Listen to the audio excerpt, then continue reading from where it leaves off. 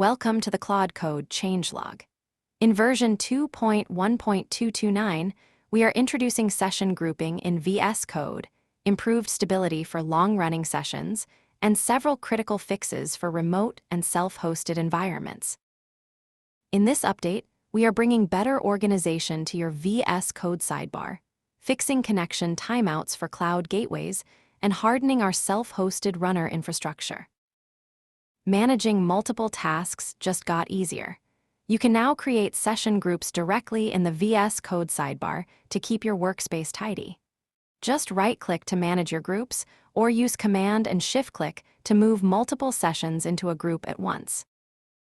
If you use Vertex or Bedrock, you might have experienced disconnects during long thinking pauses.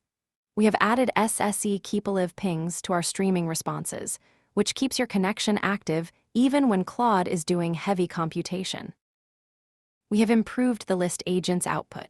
It now explicitly labels your cloud sessions and marks disconnected remote control sessions as offline, so you always know the status of your remote connections.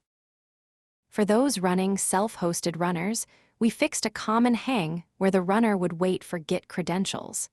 It now fails fast, allowing you to address missing credentials immediately instead of waiting for a timeout.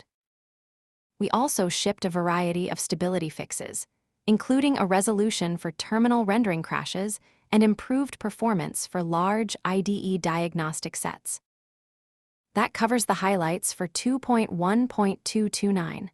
Check the full changelog on GitHub for the complete list of fixes, including improvements to file watcher stability and Windows path handling. See you in the next update.